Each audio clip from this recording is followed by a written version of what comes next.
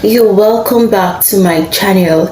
I remain your neuroscientist Nelly. So today I want to tell you something new again. Probably it has never crossed your mind, both as a patient or as an ordinary individual or as a young medical laboratory scientist. Each time a patient comes to the lab for malaria test, I want you to know this, that the gold standard for malaria test confirmation still remains the microscopic technique. In as much as we have other methods like the serology method, the PCR, microscopy method still remains the gold standard. Have that at the back of your mind today. Why am I saying this? The microscopic method helps to confirm if the patient's sample is actually positive for the malaria parasite.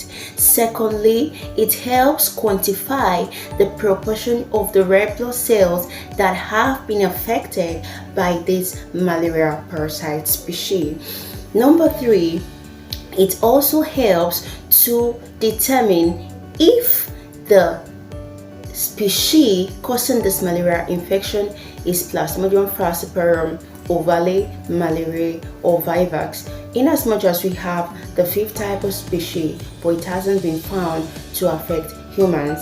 Now, these are the advantages the microscopic method has over the PCR and the RDT methods.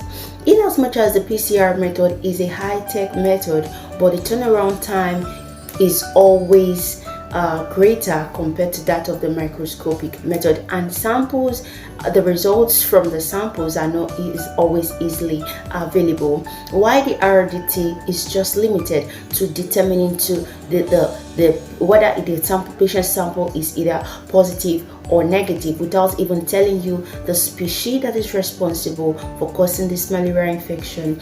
Neither will it show you the proportion of the red blood cells that have been affected in this malaria infection.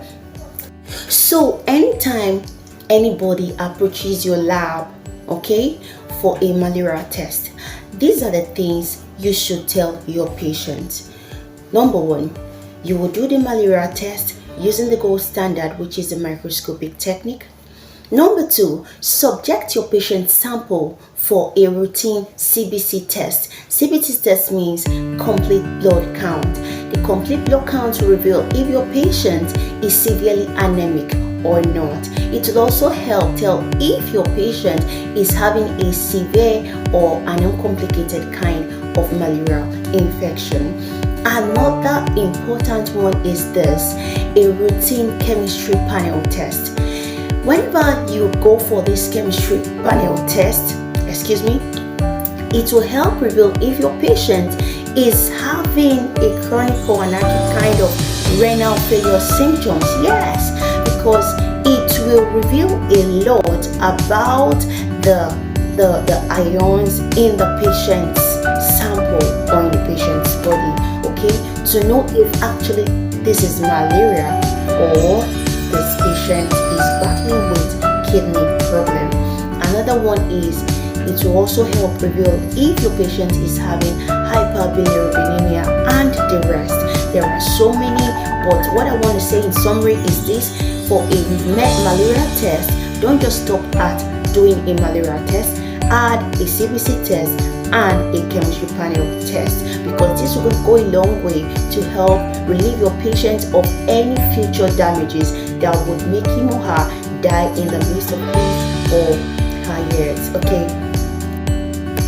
In all of this, the economic situation right now isn't smiling on anyone. So this is the time to get yourself enrolled into the health insurance scheme.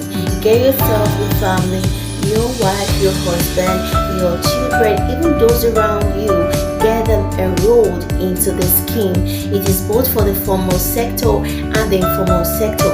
You can't keep giving the excuse of because you know a civil servant or a government worker, that is why you're not enrolled. Excuse me, do you you know that the poor, the rich, the destitute, everybody, they are all beneficiaries of the scheme. You are the only one left out. It is just a token of 12,000 naira a year, every year for the informal sector. You renew it by paying 12,000 naira, and that 12,000 naira covers just for you.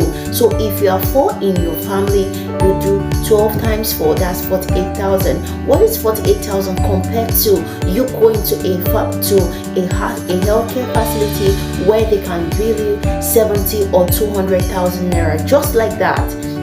So make use of this opportunity to get yourself enrolled into the Anambra State Health Insurance Agency, ASHA. ASHA has liberated a lot of families. It has liberated a lot of people from unnecessary indebtedness, and people no longer manage their ailments at home. They no longer go for self-medication because they don't have the money to do so. Because of ASHA, people can easily walk into any healthcare facility to receive an immediate medical attention. And in case let us say you are already an enrollee and your out-of-pocket expenditure in that healthcare facility is already like what you don't expect, there is a number at the back of that card, your ASHA card. You can always call that number. Even if it is 12 midnight, the number will pick and come to your immediate intervention. Okay, they will answer you and come to your care and relieve you of any unnecessary expenses you're making in the healthcare facility. Can I close with a story? It's a pathetic one. So this patient has always been managed for having malaria and typhoid, and this kept on for a while until she went into unconsciousness in her home, and family members rushed her to another hospital, not where she's been managed, to another hospital. And in that second hospital today, it was discovered that she's been battling with renal failure, and this left the patient with only 2 weeks of unconsciousness, and then she packed up. This is what a wrong management can do to a human life. So that is the reason why you shouldn't manage that health going to quacks because they collect less amount of money. They will just use your life to feed and faint and travel out while you're there suffering. So get enrolled today so that you can have a good access to experts who are professionals in diverse fields and are well equipped to handle your medical care problems.